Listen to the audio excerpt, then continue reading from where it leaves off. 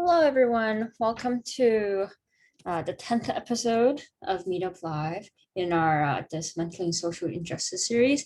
My name is Susie Sue, and I'm a product manager here at Meetup, and I will be your moderator for today. You may have joined us in previous events where we've discussed mental health or urban policy and equal and civil rights for the transgender community. If so, welcome back. And if this is your first time at a Meetup Live event, a huge welcome to everyone. Our goal is to continue fostering important conversations through events like these.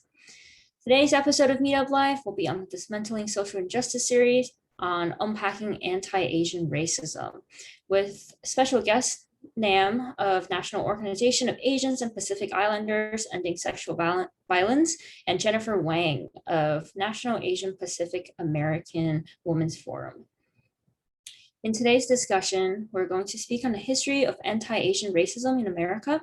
Nam and Jennifer are going to break down topics like the model minority myth, gender expectations, and the hypersexualization of Asian women, and other harmful stereotypes that persist in the United States. They're also going to share what actions we can take to support the AAPI community.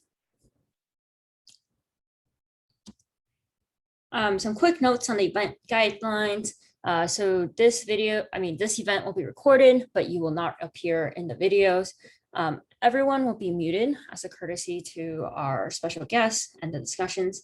You can submit questions through the Q&A portal. It's at the bottom of your screen, and closed captioning is available. If you want to turn it on, just click on the live transcription icon at the bottom of your screen and select your preferences. So today, we'll take the first 5 minutes to do some introductions, and then we will have a panel discussion for around 40 minutes with Nam and Jennifer. And then we'll leave some time for questions and Q&A at the very end. So I guess I will pass the mic to our special guest today and get them to introduce themselves. Nam, do you want to start? Sure. Hello, everyone. It's great to be in community with you all, even though it's virtual. My name is Nam Giang. I'm the Technical Assistance and Training Manager here at NAPIESV, the National Organization of Asian Pacific Islanders Ending Sexual Violence. In my capacity, and along with the mission of our organization, is to support organizations and government agencies in enhancing their ability to serve API survivors in the US territories in the Pacific, as well as Asia.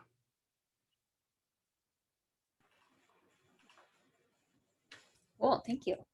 Jennifer? Hi, my name is Jennifer Wang. I'm the Deputy Director of Programs for the National Asian Pacific American Women's Forum, or NAPAWF. We are the only multi-issue progressive community organizing and policy advocacy organization for Asian American and Pacific Islander women and girls in the United States. And our mission is to build collective power so that all AAPI women and girls can have full agency over our lives, our families, and our communities. Thanks so much. I'm thrilled to be here. Well, welcome. So I think it'd be really helpful, in the beginning of this discussion, if we can help define the space a little bit more. So why don't we start by talking about who are the AAPI people in the US and what does it look like right now? Nam, do you want to start? Sure, I can start. Some of the really important things to know about the AAPI community in the United States right now is it's the fastest growing minority population in the United States. So since 2000 to 2010, it's been growing at 46% as the Asian community and the Pacific Islander community at 40% respectively. So it's growing at a very rapid rate. And it's important to note that the majority of Asian Americans in the United States are foreign born. So they're coming with a lot of different cultural backgrounds, a lot of different experiences, a lot of lived experiences, a lot of immigration stories, a lot of migration stories, a lot of things like that to consider. The other important thing to note is that the AAPI influence and power exists beyond just the numbers, right? So there's a huge political influence that's possible right now with the population, as well as they contribute significantly in the economic aspect as well. So according to the census data, the Asian community has contributed $1.1 trillion to the economy every single year. And they also employ 3.6 million American jobs across the country.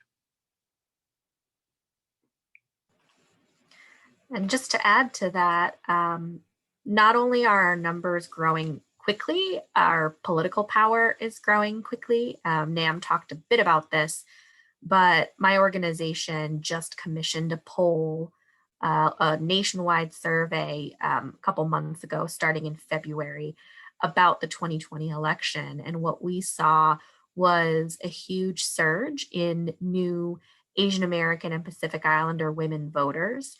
1 in 6 voters actually reported voting for the first time.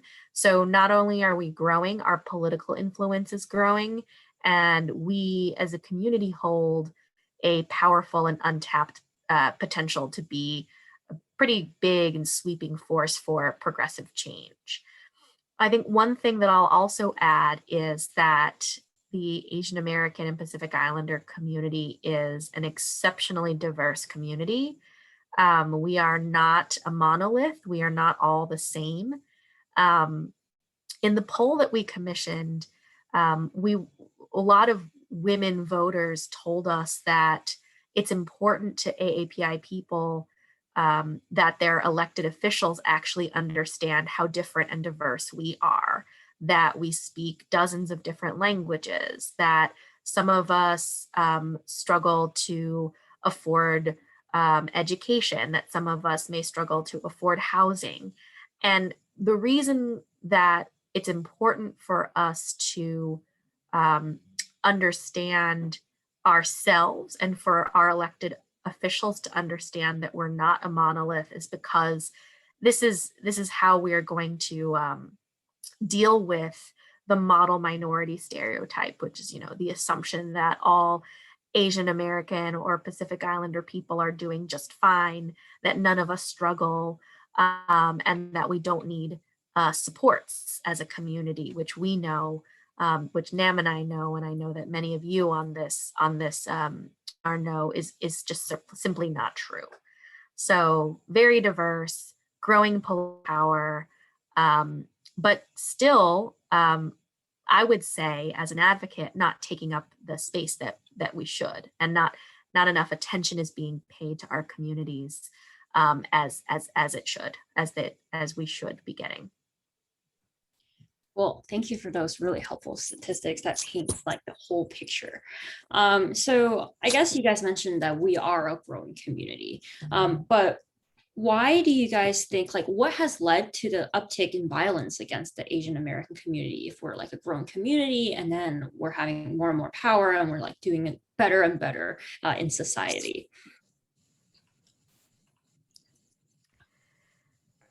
Jennifer, do you want to start? I can start. I think one thing that's really important to note is that the violence that we're seeing against the AAPI community is nothing new, right? Historically, it's something that's been happening consistently. The Asian community in the United States has for a long time been scapegoated for various issues, right? So if we're looking at the coronavirus issue, oftentimes it's now scapegoated to an issue that is caused by China, when in fact we know that's not true.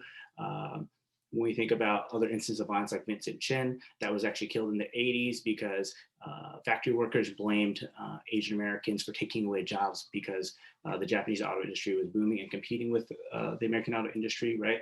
So a lot of this is not new. What we're actually seeing is this increase in this harmful political rhetoric that's actually emboldening people to cause harm against the Asian American community. And then furthermore, because the historic and even perpetual status of Asian Americans in the United States as foreigners makes it easier for people to harm Asian Americans, right? It's easier to harm people that you don't see as fellow citizens or people that you care about. So those are some of the reasons that I think we're seeing this uptick. And additionally, it's also because there's a generational shift, right? There's a lot of young Asian Americans and Pacific Islanders that are actually more vocal and willing to speak out, right? In the past, a lot of our parents and other generations, when they came here, they didn't want to rock the boat. They wanted to keep a low profile. They wanted not to bring negative attention to our communities. But now there's a lot of communities that actually want to dismantle these issues, take them head on, and actually not stay silent, particularly because a lot of the harm is happening directly to our women and girls and our elderly, some of the most vulnerable populations.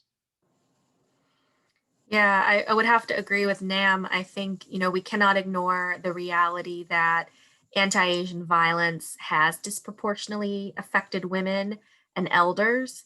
More than 68% of the reported incidents of anti-Asian violence have been from women.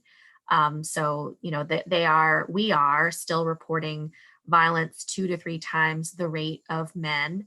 And, you know, I mentioned this poll, but this poll that we did revealed that nearly half of Asian American and Pacific Islander women respondents shared with us that they had been affected by anti-Asian racism in the past 2 years. So this is not necessarily or exclusively tied to the pandemic and the racist and anti-immigrant rhetoric and scapegoating that we've seen. You know, we know that racism and racialized misogyny and anti-immigrant sentiment are deeply intertwined with our nation's founding. And certainly before the pandemic, I, as an Asian American woman, you know, experienced racialized misogyny in sadly a very kind of common way. I think many of us do.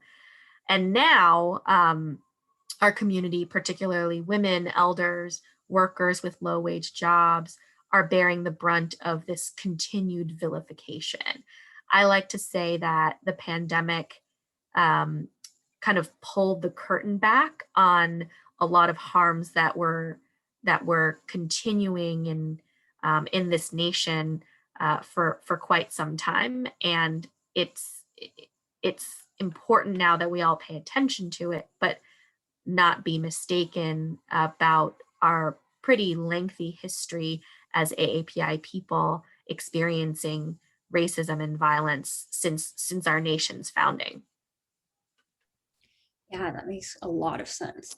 And I think let's help, you know, everyone who's in this Meetup live session, help them like illustrate the space a little bit more, right? How has anti-Asian racism have impacted women specifically?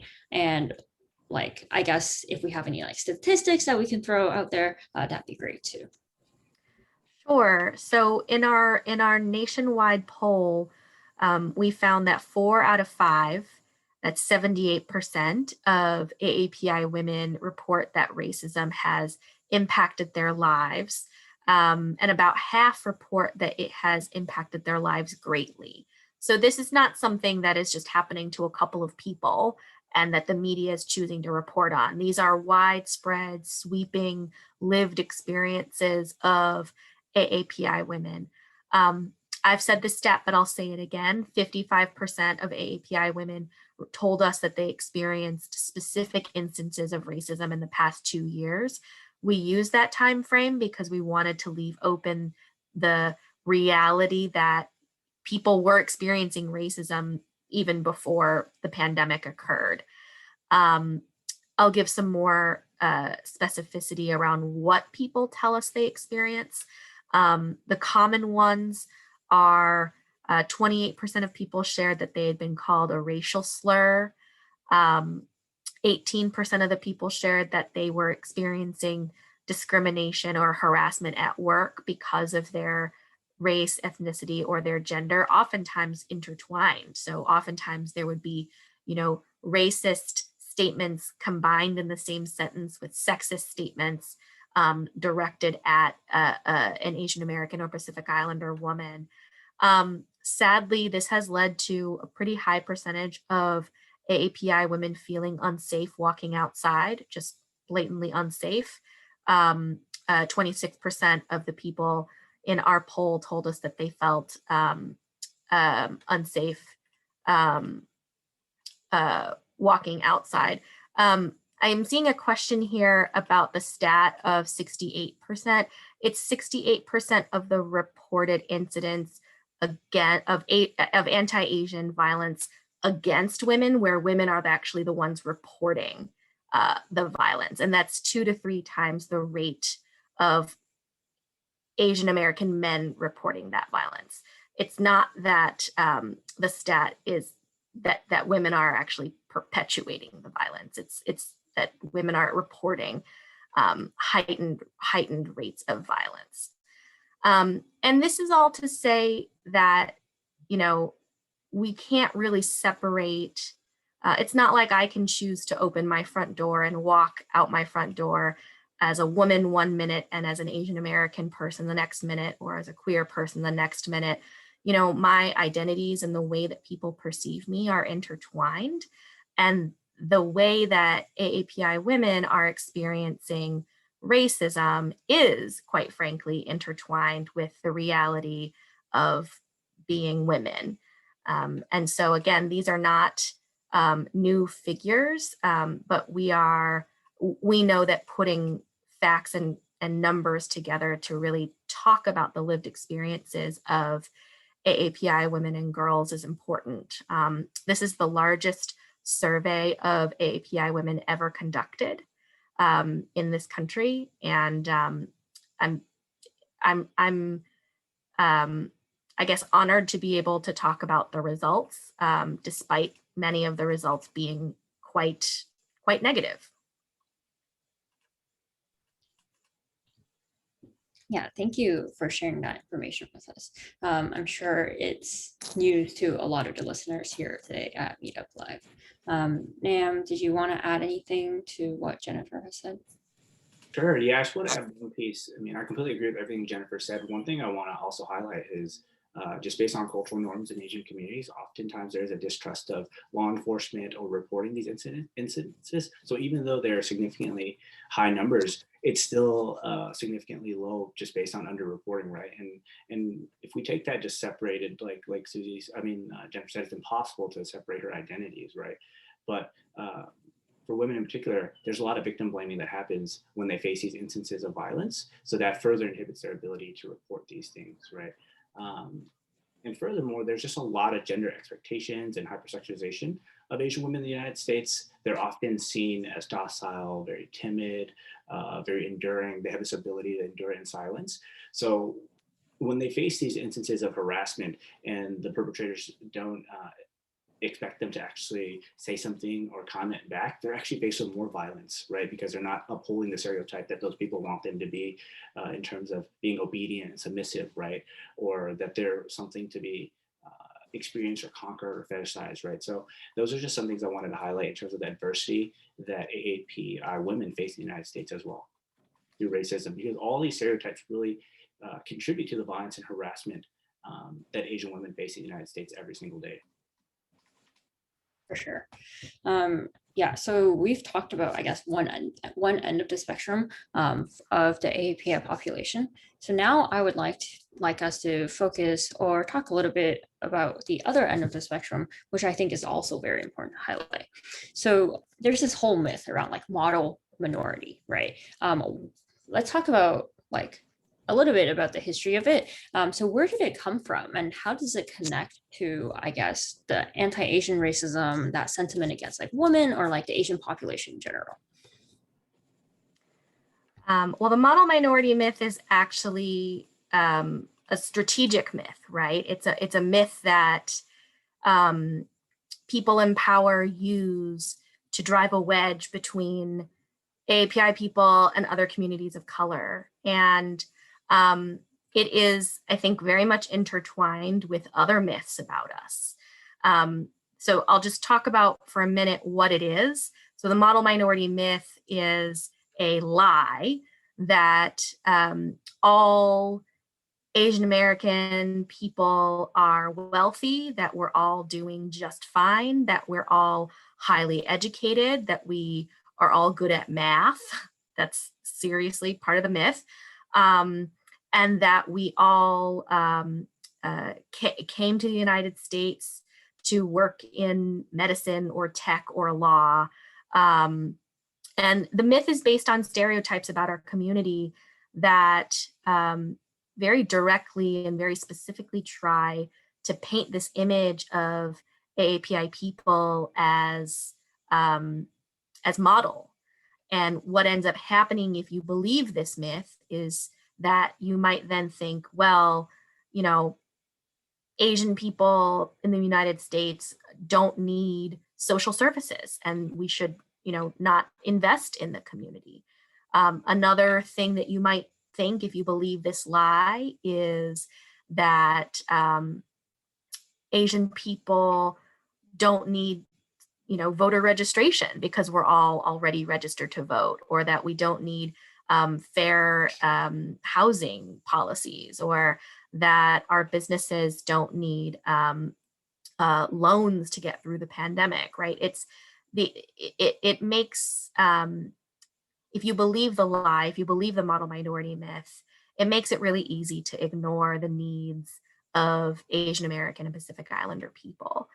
The myth is also very much intertwined with this like perpetual foreigner myth as well. So like the fact that we're all immigrants, the fact that we're never really going to be fully American. I saw a question in the Q&A where someone was asking, like, what do you mean anti-Asian sentiment started with the inception of the nation? We only came here in the late 1950s, and that's simply not true. The first Asian people were here in in a part of California, actually, as early as 1587. And this is part of the myth, right? That, we weren't instrumental in the founding of this nation, that we're new here. We're not new here. We've been here for many centuries, actually. And these myths intertwine to help people in positions of power justify ignoring AAPI people, and more specifically, we believe, AAPI women and girls. Well, thank you, Jennifer. Nam, do you have anything to add here? No, I think Jennifer did a great job covering the model minority myth and its impact. Thank you. Cool. And I think just to go a little bit more into like the history, I think we can talk a little bit about the Page Act. Can you expand on that? Like, when was it introduced? What is it, and why was it introduced? Sure, I'm happy to take this one as well. The Page Act is actually one of the earliest anti-immigrant laws formulated by the United States. And what it did was it tried to prevent Asian women, specifically Asian women, from coming to the United States because people in power at the time assumed that Asian women would come to the US as sex workers, or that they would come to the US and then become sex workers. And the law was entirely based on stereotyping of Asian women, specifically East Asian women, because it was such a pervasive stereotype about us that we existed as sex objects, that they actually wrote an anti-immigrant law using that stereotype. And this I think is still connected to a lot of the stereotypes that AAPI women experience today. There's this, this assumption that we are, on the one hand, docile, timid, but then on the other hand, hypersexualized, and that those pervasive stereotypes about us that exist today are carryovers from that time. They haven't gone away, and they are still affecting people, AAPI women, today. I know, Nam, you have a lot more to say about this. Yeah, thank you for sharing that and getting it started. Absolutely. So the Page Act is legislation that really has laid the groundwork for scapegoating AAPIs, and specifically Asian women, right? Like, as Jennifer mentioned, it was a policy that said that Asian women would come for immoral and lewd purposes, and really institutionalized the hypersexualization of Asian women. And we actually see that ring true today, even in the shootings in Atlanta on March 16th, where the young white man killed 6 Asian women, massage parlor workers, under the assumption that they were sex workers, and also just under the guise that he wanted to eliminate a sexual temptation, right? It's really important to think about that language that I use, eliminate a sexual temptation, because it also connects back to the United States history of militarization around the world, specifically in Asia, Southeast Asia, and the Pacific, with regards to R&R, right? Rest and recuperation policies in the military, with Asian women around the areas, right? So a lot of these policies have really continued just to scapegoat the community. Also, as Jennifer mentioned earlier, just working class people, right? There's no evidence or anything to say that the women that died in Atlanta senselessly were sex workers. But there's this huge assumption that's existed for a long time because it's been institutionalized and put into policy in the United States that Asian women are hypersexualized. So thank you for sharing that. Yeah, this is definitely a super important issue, I'm sure, to all of us who are on this call right now. I guess we can talk a little bit more about, I guess, gender expectations and like Asian American women in the US. So maybe this is more of a question for you, Jennifer, but why were gender expectations assigned to Asian American women in the US? Who was it assigned by? And why, like, let's talk about why a lot of times AAPI women often feel invisible to the public, to the rest of America. I think a really big reason is, by and large, we tend not to show up in the data about communities. So, you know, if I had $1 for every report that I read about, you know, any policy area, you would often see certain communities of color represented in the data. Oftentimes we see, you know, a lot of data points about communities of color, and then you look closer in the data and you realize that AAPI people don't even show up in the data about communities of color. Other times we will notice that there might be some data about AAPI communities, but they're not disaggregated. And so what ends up happening is people assume that, you know, Vietnamese immigrants have the same experience in the United States as a Japanese person whose family has been in the US for 3 generations. And we know that that's simply not true. And so this second piece about the data is really that when we're all lumped together and when researchers and quite frankly, the government refuse to disaggregate that data, it helps, again, invisibilize and make silent huge swaths of our community. And we strongly believe that data needs to be disaggregated by race and by ethnicity, and then of course by gender, right? You know, we mourn with the families of the victims of the Atlanta spa shootings, and we also have been very clear that the women who died were targeted not only because they were women and not only because they were Asian, but because of both, in an act of very blatant sexual violence, right? They were targeted because of all of these different factors. And if that lived experience doesn't get borne out in the data that we collect about communities writ large in the US, then people will continue to feel invisible because we will make policies based on uninformed understanding of the lived experiences of people. I think another reason is because the stereotypes that Nam was talking about, they're pretty pervasive. Like, you know, I, in my own experience, you know, despite having a pretty lengthy career in federal policy and government affairs, have been mistaken for like the research assistant or the intern. I've also, you know, been told to take notes during meetings instead of leading them. Not by the people that I work with day in, day out, but by people who assume that I'm just there to like be their assistant or to be their, you know, helper. And that's because you often don't see Asian American or Pacific Islander women in positions of power. You know, the first Asian American member of Congress, Patsy Mink, you know, we're still trying to do more to commemorate her legacy.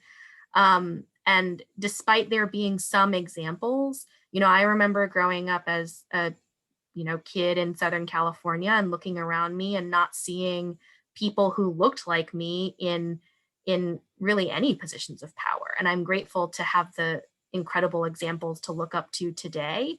But I would say that we still have a long way to go. I think all communities of color have a long way to go, and we can't separate that experience also from the fact that most people in power tend not to be women. They still tend to be men. And so I think a lot of these experiences and lack of visibility and, the ramifications of the model minority myth, I mean, these are all things that intertwine in a pretty nuanced way to essentially tell AAPI women that perhaps we don't belong. And that's why my organization is building power to take up space and demand that we are at the table when decisions are being made about us. Yeah, thank you, Jennifer. I know a lot of people are asking about what we can do to help the AAPI community feel more visible, but I think we will address that at the end. But one more question, I think, for Nam. We talked a lot about women, like AAPI women. So let's talk about Asian men in the US for a little bit. Is there a correlation between the invisibility of Asian women to the emasculation of Asian men in the US? And what's like the history behind on that? Yeah, absolutely. There's absolutely a correlation and a connection, right? As Jennifer mentioned, it's really a function of taking power away from Asian women and Asian men. If we look back historically at the hypersexualization of Asian women, they've historically been seen as objects or sex toys for white men to take or conquer, right? Through military conquests, through everyday life. And similarly with Asian men, historically, they've been seen as nothing more than laborers in the United States. And in fact, after the Page Act, through the Chinese Exclusionary Act, there were a lot of policies where Asian men couldn't own land, they couldn't build homes, they couldn't marry, they couldn't date. So a lot of these policies serve to dehumanize people, right? And so when you're able to dehumanize someone, it's easier for you not to care about them. It's easier for you to actually harm them. It's easier for you to not see them as whole human beings that have complex lives, that actually deserve agency, deserve opportunities. So that's where the connection lies, is both of these stereotypes really serves to disempower the community and really make them just dehumanize to a point where when they experience harm, it's not even something that's seen as significant in society because it's happened historically so much over time. Yeah, I think that issue is something that a lot of us, or most of us, probably don't recognize in our day-to-day lives because it was never brought up, right? Cool. So now I think we get to the most important part of the discussion, or one of the most important parts. What can we do to support the AAPI community moving forward? I think that's a question from a lot of our audiences as well, right? We want to be an ally, but what can we do? And let's start by saying, starting with like ourselves. What can we do ourselves that can help the community and like help them get recognized for what they do? I think a big one is to understand the experiences and differences that AAPI women actually are living out day to day, right? Like you can actually do your part in shattering the model minority myth, and you can actually do your part in not assuming that we're all foreigners. I think shattering these stereotypes and assumptions about us is a big way of changing the culture and changing the narrative that often gets written for our communities as opposed to by our communities. Like Nam said, there is immense diversity in the acronym that is AAPI. And I just want to read a short snippet from a recent piece that we wrote where we really wanted to humanize many of the experiences in our diaspora. And if I could, it's just a minute or two long. So an AAPI woman is the undocumented domestic worker toiling away to care for the families of others, even if her immigration papers say otherwise. She is the Nepalese American employee making 51 cents for every white male dollar earned while raising 4 children. She is the nail salon worker earning minimum wage while exposing herself to toxic chemicals that can result in miscarriages, infertility, or cancer. She is the working class green card holder battling breast cancer who is unable to obtain immediate life-saving health care because she must wait 5 years to receive Medicaid. She is the mother who lost her sons to detention and deportation simply for being Muslim after September 11th. And while the mainstream media doesn't often humanize all of these people, that's really who we're talking about when we talk about AAPI women. And you have to stop believing these myths about us, because if you believe the model minority myth, and if you believe the perpetual foreigner myth, you're essentially ignoring all of these women that I've just talked about. Absolutely, super powerful. And if I can add too, along with the continual challenging of stereotypes, right? It's important to think about where these stereotypes are upheld. And a lot of times we're seeing that in the appropriation and sexualizing of Asian wear, right? If we're thinking about Halloween costumes, geisha outfits, also in Pacific Islander communities with tiki culture, Pacific Islander wear, things like that. So it's important that we actually recognize those as harmful and pervasive things that we overlook every single day, right? It's also important that we call it out when we see it and actually not just accept it. There's so often so many stereotypes that we just accept as everyday fact or as a joke, when in fact we have to understand that those actually can translate to real life violence and real life harm to people, and that those words actually have an impact, right? If we look back even to just the last election cycle with terms such as a China virus, Kung flu, those things like that, that have actually translated to so much actual incidences of hate happening to people, we have to recognize that those words have meaning, and that it's not enough just to say that I don't use that terminology or I don't condone it. It's important that we actually challenge it, use accurate information and data, because as we've seen, without the disaggregation of data, even though a lot of people say that the rhetoric aims towards the Chinese population, we recognize that the hate being experienced is across the Asian diaspora, right? There's Vietnamese individuals, there's Japanese individuals experiencing this, Pacific Islander communities. So that just also speaks to the racism that Asians are experiencing in the United States. When we're all clumped together, it doesn't really matter which ethnicity or nationality we are, we're always still seen as generally often Chinese or just experience racism in that light. So it's important that we challenge those stereotypes and continue to learn and give the diversity the attention that it deserves in our communities. For sure. I think the first step is definitely recognizing that we're different, and the Asian community has their own struggles. But I think some people have asked in the Q&A section as well, so recognizing people or recognizing that we're different is relatively like the first step, right? So how can we help everyone? Is there any resources available to help people understand the experiences of Asian Americans a little bit better? Do you guys have any recommendations on like that? Yes, I think that there are many, just in the last couple of years, incredible storytellers who have written about, the immigrant experience, or written about what it is like to be the child of immigrants. I encourage you to read those stories. There are so many incredible storytellers who are AAPI, who are using their talents to actually say, this is my experience, and we ought to listen to that. I'll also say, it's not enough to just distance yourself from racist or sexist comments or behavior. If you see something happening and the only thing that you do is think, oh, thank goodness I'm not like that, or thank goodness my family isn't like that, or I'm not like that, right? It's not enough to distance yourself from it. I would encourage people to actually do something about it. I was very disheartened to see videos where elderly Asian women were being attacked on the streets and people not doing anything about it. And I think, of course, there is immense concern about the attacks itself, but what's doubly demoralizing and horrible for us to watch as AAPI women is bystanders refusing to do anything at all about it. And I think that that's something that everyone can play a role in, right? So that's what I mean when I say it's not enough to distance yourself from it.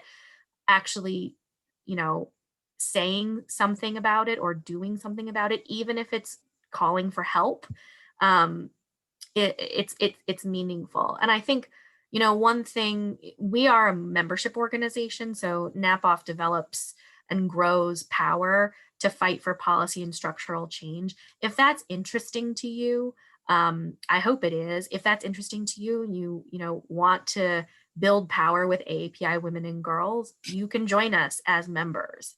We are becoming more powerful and demanding more and taking up space every day.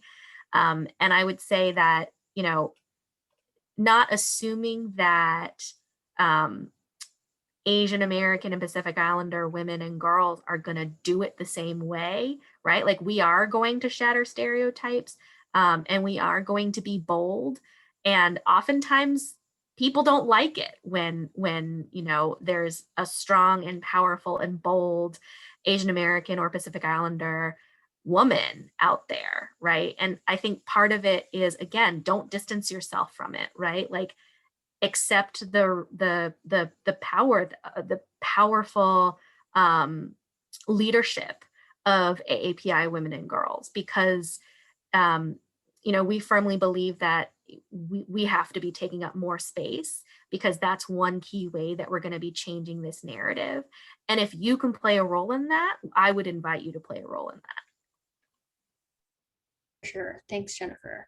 And I think the last question, or the last point that we want to discuss is, we've discussed all of these things that we could do by ourselves, but what can our elected officials do? And how do we hold them accountable? I think, Jennifer, you kind of talked about it, but what are some, I guess, ways that we can push our regulators or like our policymakers to take these things into consideration? Yeah, I think it's really important that our elected officials include Asian constituents in their decision making, right? But even beyond that, I hope that other communities, right, such as the white community, recognizes that it's important to bring the Asian American community to the table and actually advocate for that, right? Asian Americans are doing that every single day, but it's important for those that are in power, that have a lot of reach, to continue to advocate for BIPOC and Asian communities to come to the table as well. And then also, as Asian Americans, we need to recognize, as me and Jennifer mentioned, that we have a huge political power building, and we have the potential to shape future elections. So it's important for us to mobilize our communities and actually come out and vote and hold elected officials accountable. The other thing is, for elected officials, those that are representing you and all the people on these calls, to hold other elected officials accountable that are using harmful rhetoric, right? If you aren't a supporter of those actual officials, it's important that your representatives actually do something to hold them accountable. And the last thing I would mention is representation absolutely matters, right? So we always want to continually support and encourage more AAPIs to run for elected office. So I think those are some things that we can do to hold our elected officials accountable. I would agree with all of that. And then I will also say that, we have to make policy making less siloed, right? Like, the fact that our community is so diverse, many of us are immigrants or the children of immigrants.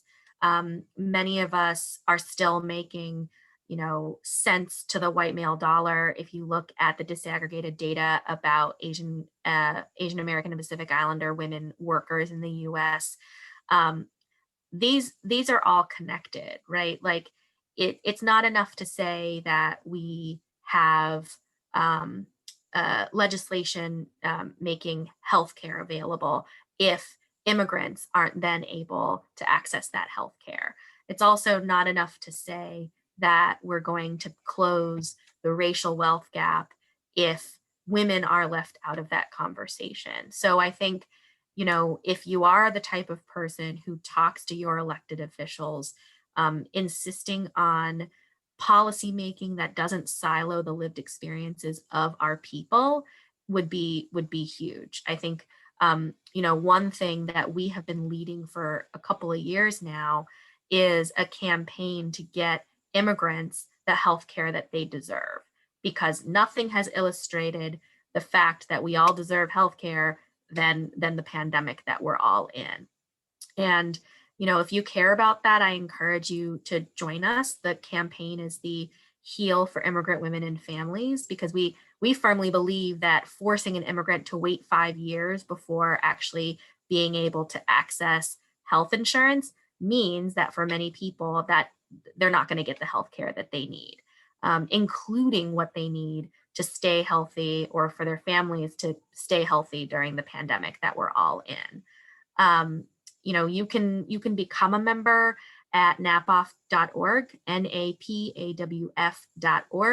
You can also learn more about our Heal for Immigrant Women and Families campaign to deliver affordable healthcare to immigrants in the United States. And again, if you are someone who routinely talks to your state, local, federal lawmakers, encourage them to think intersectionally about Asian American and Pacific Islander people and about Asian American and Pacific Islander women. Because again, Nam cannot walk outside and decide one day that he's not an Asian American man, and I can't decide to walk outside one day and decide that I'm not a woman, right? Like these experiences are intertwined, and oftentimes when we are targeted as AAPI people, we are targeted for many reasons. You can't disconnect anti-immigrant sentiment from racism oftentimes, right? Those things are very much intertwined for our people.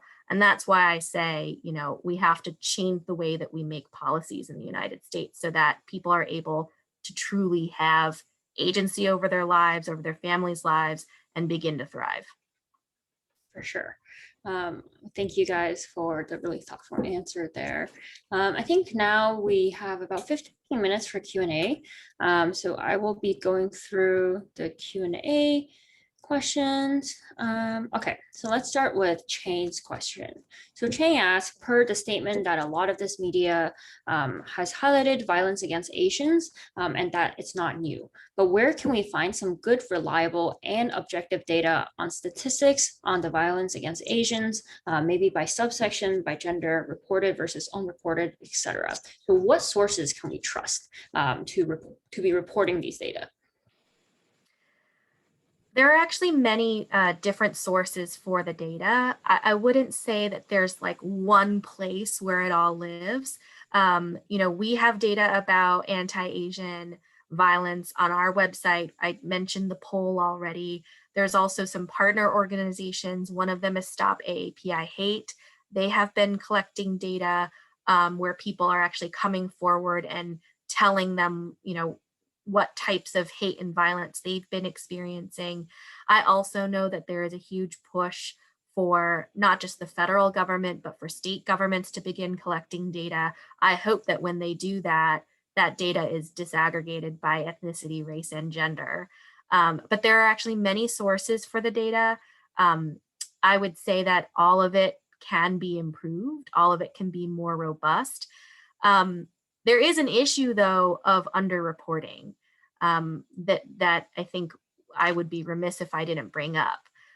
It is true that women are reporting more instances of violence than men, but I would say for every one report, there are probably many that don't get reported. I have people in my own, friendships. I have people in my family who have experienced instances of anti-Asian violence, and they didn't report it because they thought nothing would get done about it. And so this is an issue that makes a lot of the data incomplete, and that's unfortunate. I think that I will say the more trust we can build among our communities to actually report these information to entities that they trust will yield more information about anti-Asian violence. But, I think that trust is going to take some time because, like I said, a lot of people are not calling the police because they don't trust the police. And a lot of people are not reporting what is happening to them because they're afraid that nothing's going to be done. Yeah, absolutely. I completely agree with that, right? It's that idea that sometimes it's more traumatizing to report the incident than actually getting any form of justice or accountability, right? The one other resource I wanted to add beyond what Jennifer shared is the Center of Study of Hate and Extremism at the California State University. They're the ones that have done some studies, and they recognized that there was a 149% spike from 2019 to 2020 with regards to hate crimes against Asian Americans, when in fact overall hate crimes have actually been declining in that period. So that's another resource that you might want to look into. I think we kind of referenced this. I have an anonymous who asked, Nam, how can we hold elected officials accountable when we've seen accountability and responsibility fall through the cracks over the last 4 years? You know, for example, the blatant denial of prejudicial policies. Do you want to speak a little bit more to that? Yeah, that's always a challenge, right? It's always disheartening to think about our democracy and the stories we've been told about our democracy and how it's actually quite responsive to the citizenry of this country when in fact oftentimes it isn't.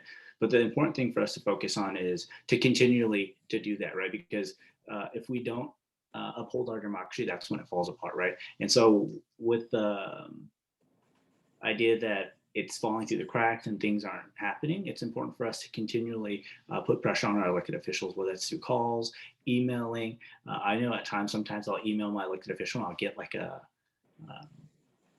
an auto response, and I'll continually email until I actually get through to them, right? And it takes time because you have to realize too that our democracy is actually really large. So oftentimes they do get tons and tons and tons of inquiries, but it's important for us to continue to push and continually show up at the table until we're recognized and stood up for.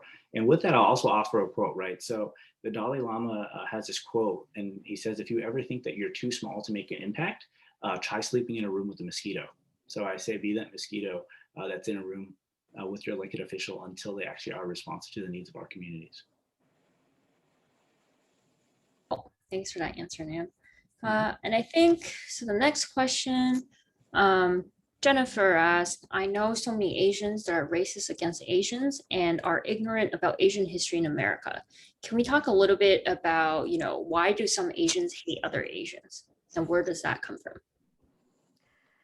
I think that, you know, we all have work to do in you know, dismantling white supremacy and trying not to internalize white supremacist culture. We all have a role to play. I know a lot of those instances of anti-Asian violence can be forms of colorism. They can also be forms of, you know, nationalism, where somebody doesn't like someone because they come from a certain country. And, you know, what I would say about that is, like what I said earlier, we all have a role to play in learning how to be less, how to internalize white supremacy less, and how to be better and more inclusive people.